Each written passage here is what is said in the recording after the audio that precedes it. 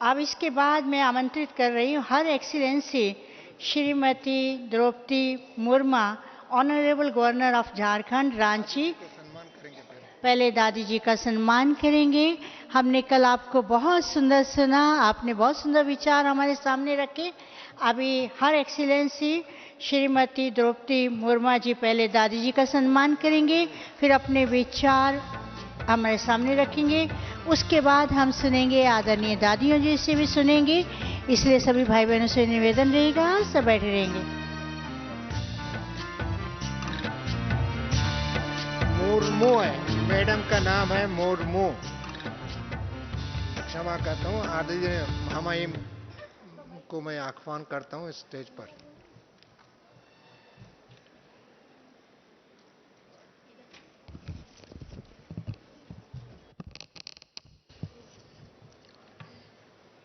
ओम शांति।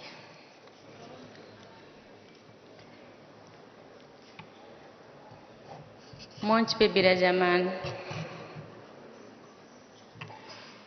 परम आदरणीय दादी जानकी जी, आदरणीय दादी हृदयमन जी, मंच पे बैठे हुए सभी वरिष्ठ भाइयों, निमंत्रित सभी अतिथिगण, सामने बैठे हुए समर्पित सभी वरिष्ठ कनिष्ठ भाइयों और बहनों,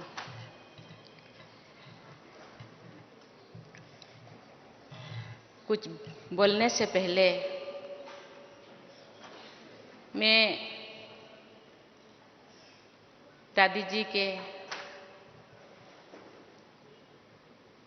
100वें जन्मदिन पर बहुत बहुत बहुत बधाई देती हूँ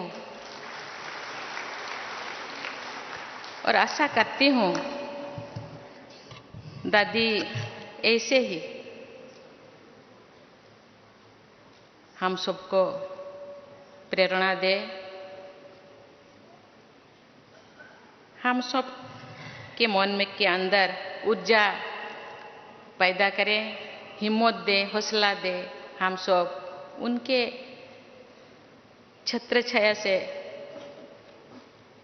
तले रहकर हम सब के हौसला बढ़ाए। हम सब जानते हैं कि अभी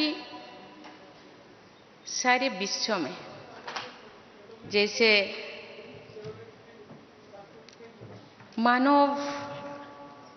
मानविकता को या मूल्यों में जैसे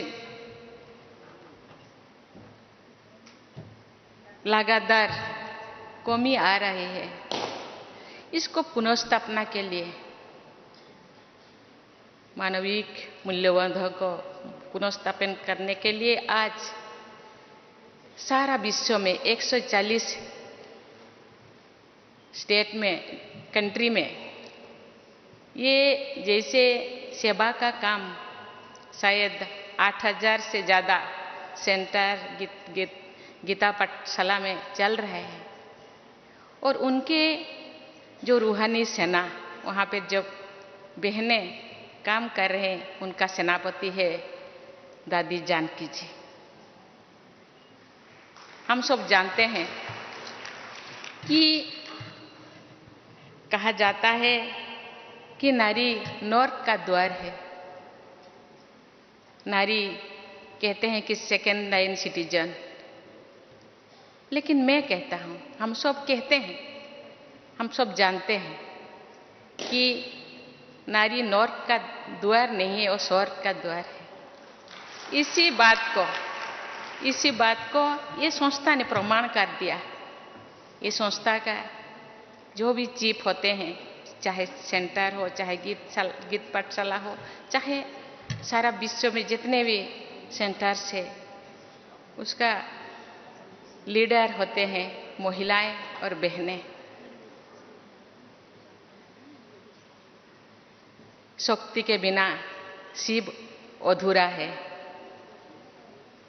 क्योंकि शिव और शक्ति दोनों का प्रभाव से ही ताकत मिलता है, ऊर्जा मिलता है। शक्ति के बिना शिव का अधूरापन हो जाता है। इसीलिए ब्रह्मा बाबा ने एक शक्तियों को आगे रखा और जानते हैं कि ये महिला शक्ति के प्रतीक है, ये तो सर्वं स्वाहा है। सुख, शांति, आनंद और प्रेम का ये जीता जागता ये मिसाल है। कोई बोलने से, कहाँ किताबों में लिखने से वो चीज तो बदल नहीं जाएगा, लेकिन आज लोगों की मानसिक स्थिति को बदलना जरूरी है और बदल भी चुका है। आज चारों तरफ ये है, भारत में ही है नहीं, सारे विश्व में कहते हैं महिलाओं को आगे लाना होगा। और समझते हैं आज नेगेटिविटी इतने बढ़ने का एक ही, मुझे बहुत सारे कारणों से एक ऐसे रीजन है, क्योंकि हम लोग महिलाओं को नेग्लेक्ट करते हैं। महिलाएं आगे आना चाहिए। आज चारों तरफ आरक्षण के लिए नारा लग रहा है। पॉलिटिक्स में आरक्षण, नौकरियों में आरक्षण और हर चीज में आरक्षण चाहिए महिलाओं को। लेकिन मैं जानती हूँ महिला के अंदर इतना पोटेंशियलिटीज है। अब आज हम देखेंगे तो हर जगह, अभी बॉर्डर सिक्योरिटी में भी वो ऐसा काम करते हैं जो भाई लोग नहीं कर पाते।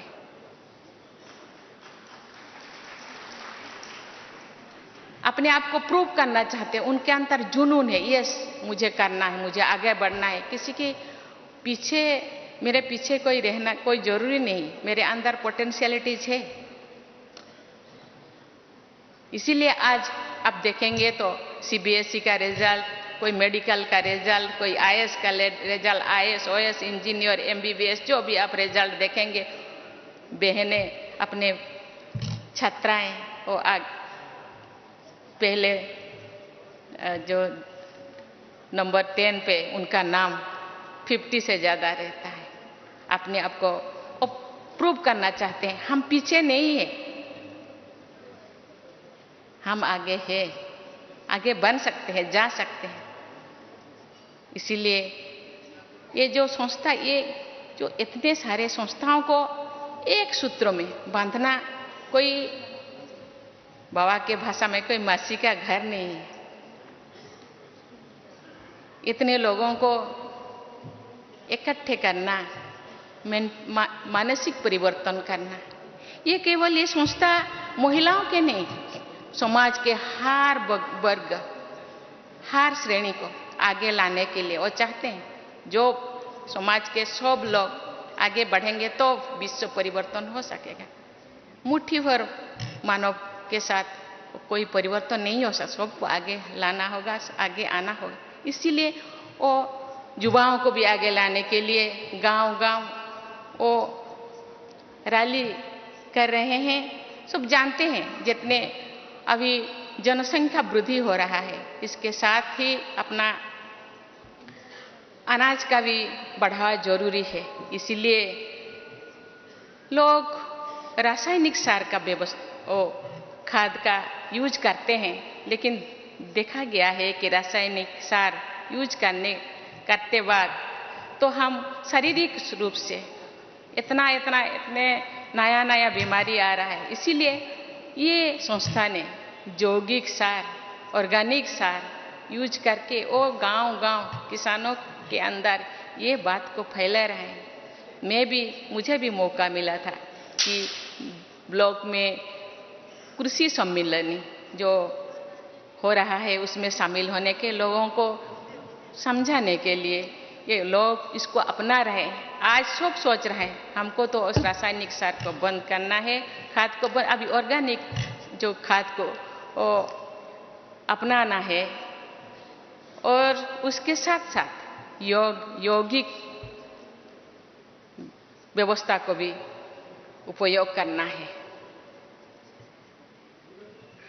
भाई और बहनों, आज सारे विश्व में स्वच्छता का अभियान चल रहा है। स्वच्छता, बाह्य स्वच्छता के, लेकिन ये संस्था का नंबर 1 मुद्दा तो है स्वच्छता और पवित्रता। ये पहले से ही है। ये केवल बाह्य स्वच्छता नहीं है, वो आंतरिक स्वच्छता, मन, वचन, कर्मणा में स्वच्छता, दृष्टि, वृत्ति, कृति में स्वच्छता, चाल चलन, चेहरा में स्वच्छता, कथनी और करनी में समन्वयता, समरसता, ये तो उनका मुद्दा है, ये संस्था का मुद्दा है। हम जब गांव जाएंगे तो बाह्य स्वच्छता के, एटमॉस्फेयर के स्वच्छता के साथ साथ अपने अंदर के स्वच्छता के बारे में भी लोगों को समझाना है। स्वच्छता तो अंदर ही ज्यादा है। इस स्वच्छता को मिटाने के लिए ये संस्था इतने दिनों से काम कर रहे हैं। मुझे पता है, छोटे छोटे गांव से लेकर छोटे बड़े शहरों तक बहनें गांव-गांव जाके कैसे लोगों को समझाते हैं और उनके मानविकता को जो घट गया है उसको फिर पुनर्स्थापन करने के लिए, पुनर्स्थापित करने के लिए वो कितने मेहनत करते हैं। जो लोग इस यही संस्था से जुड़े हैं वो लोग तो परिवर्तन हो गए हैं। यही संस्था से ज्यादा लोग कैसे जुड़े, इसीलिए हम सबको प्रयास करना होगा। हम गांव जाएंगे ऐसे तो, क्योंकि ये युग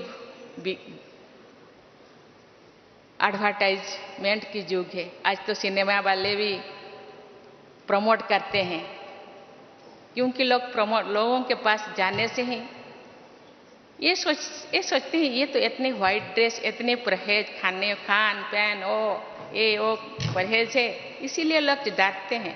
लेकिन वो हम जाएंगे, लेकिन उनको समझाएंगे कि नहीं, बहुत सहजता से, बहुत आसानी से हम इसी संस्था से जुड़ सकते हैं और इसी संस्था के जितने भी श्रीमत है उसको हम फॉलो कर सकते हैं।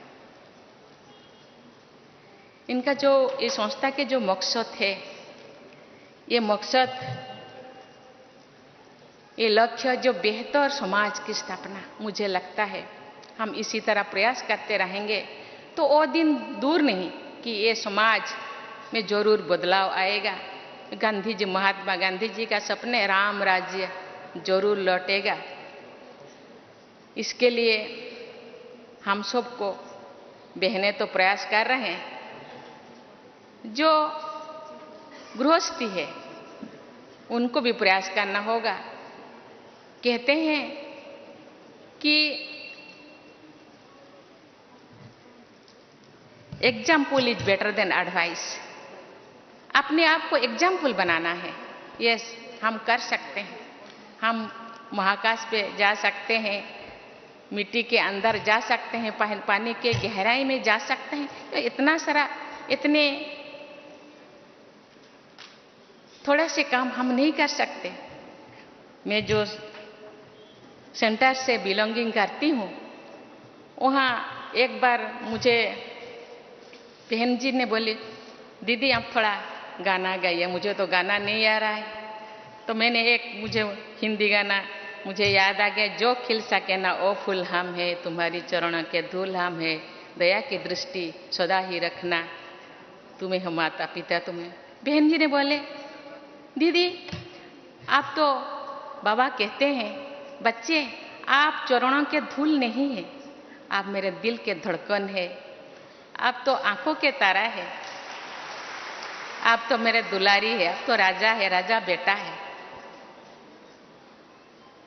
दया की दृष्टि नहीं।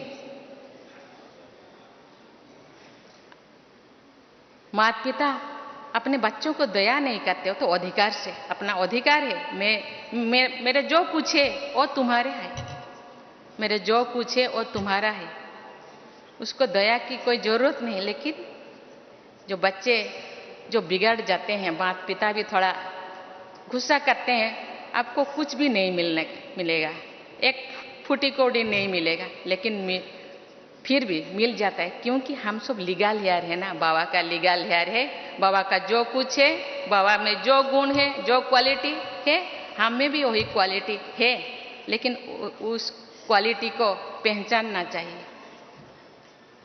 और खुद उसको प्रयोग करने के साथ साथ दूसरों को भी। बाप कहते हैं आप जो कर रहे हैं ना, दूसरे आपको जो फॉलोअर्स है दूसरे भी वही करते हैं, इसीलिए आपको भी चाल चलन चेहरा में शुद्धता आना चाहिए, आपका वृत्ति में शुद्धता आना चाहिए, तो आपका फॉलोअर्स में भी आपके जो करते हैं वो जरूर करेंगे और विश्व का परिवर्तन जरूर होगा।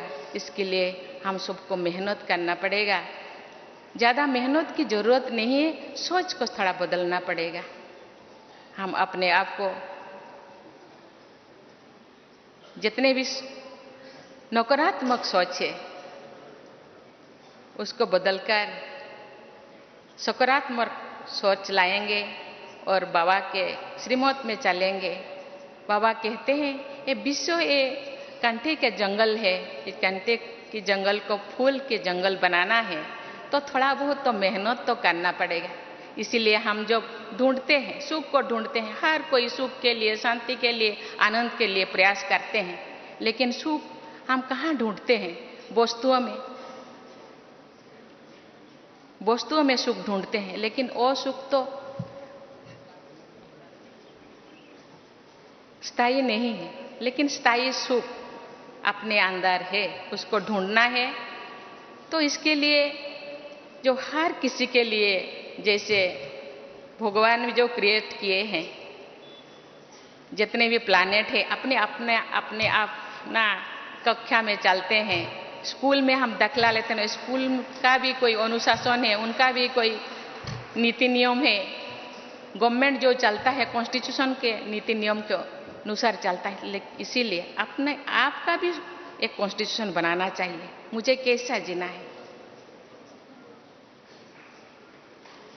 मुझे ऐसा जीना है कि मुझे देखकर बोले कि यस ये जो कर रहे हैं अच्छा कर रहे हैं। इसीलिए इतने फॉलोअर्स है, लेकिन इसी बात को, इसी मैसेज को लेकर के हमको गांव को जाना होगा, लोगों के पास जाना होगा, जरूर परिवर्तन होगा और राम राज्य जो सपना है महात्मा गांधी का वो जरूर वो पूर्ण होगा। और इस संस्था जो रूहानी संस्था जो पुनर्स्थापन, जो मूल्यों का जो पुनर्स्थापन करने के लिए जो सोच रहे हैं, आज चारों तरफ जितने भी यूनिवर्सिटीज है, यूनिवर्सिटी में आज वैल्यू एजुकेशन के बारे में सोचते हैं। आज थोड़ा बच्चे ये दुनिया के ये चाकचक्यों को देखकर थोड़ा रास्ता भूल गए हैं, उनको रास्ता दिखाना हम सब का काम है। इसीलिए मैं तो गवर्नर तो चांसलर होते हैं, अपना जो स्टेट में 5 यूनिवर्सिटीज है मूल्य एजुकेशन या वैल्यू एजुकेशन के लिए, शायद नेक्स्ट अपना एकेडमिक सेशन से वो शुरू करेंगे और जरूर ये बदलाव आएगा।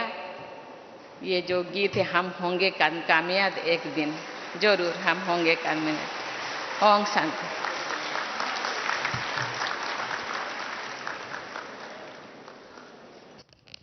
बहुत सुंदर।